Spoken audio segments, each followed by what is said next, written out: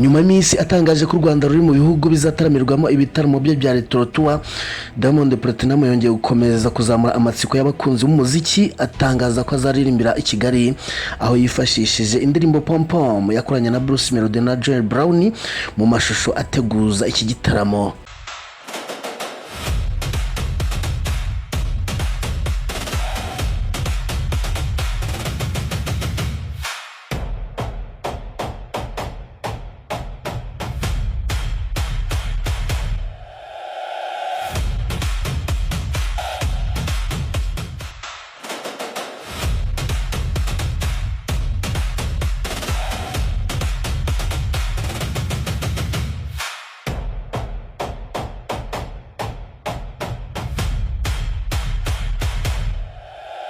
Murakaza neza kuri Kigali 250 n'urubuga rwagezaho amakuru agezweho imyidagaduro, umuziki, ibyamamare n'udushya dutandukanye bishyushye, byizewe kandi bikunogeye. Kuwa kane ku itariki 16 Nyakanga 2026, Diamond Platnumz yashyize kuri konti ya Instagram amashusho y'amasegonda 18 agaragaza ubutumwa bwe yageneye abanyarwanda, ahamya ko yiteguye kongera kubataramira nyuma y'imyaka 3. Diamond Platnumz yagize ati: ndabasuhuje abanyarwanda, uyu ni Diamond Platnumz, nje hano kugira ngo mbabwire ko ku itariki 29 Kanama 2026 nzataramira muri Beka Arena mu gitaramo cya Friends of Amstel. Ikintu cyafashe benshi nuko aya mashusho yakoreshejemo indirimbo Pom Pom, imwe mu ndirimbo nshya yakoranye na Bruce Melody hamwe na Brown Joel.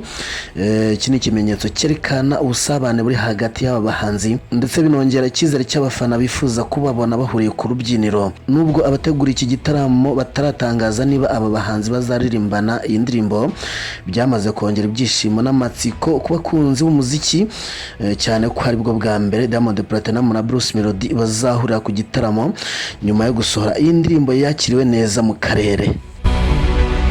Mu gitaramo cya Friends of Amstel, Diamond Platnumz azafatanya n'umuhanzi Neri Ngabo na Ishkevin, mu gihe abazavanga imiziki bazaba barimo DJ Muhano ndetse na Etania, umwe mu ba DJ bagezweho muri Uganda. Iki gitaramo kandi kizayoborwa na Rocky Try afatanyije n'umunyarwenya Michael Sengazi, kizabera muri parking ya Beka Arena ku itariki 29 Kanama 2026.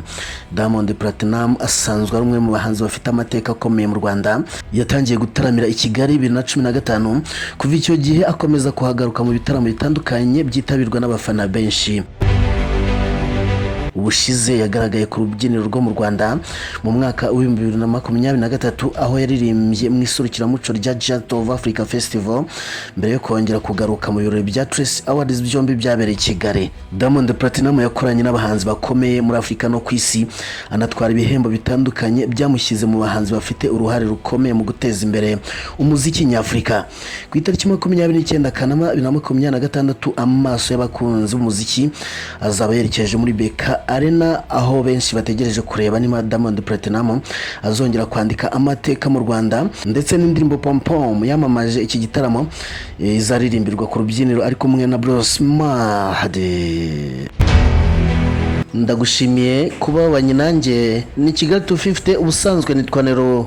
Amakuru yo nakagaruka, icyo usabwa no gukanda subscribe, like, comment na share.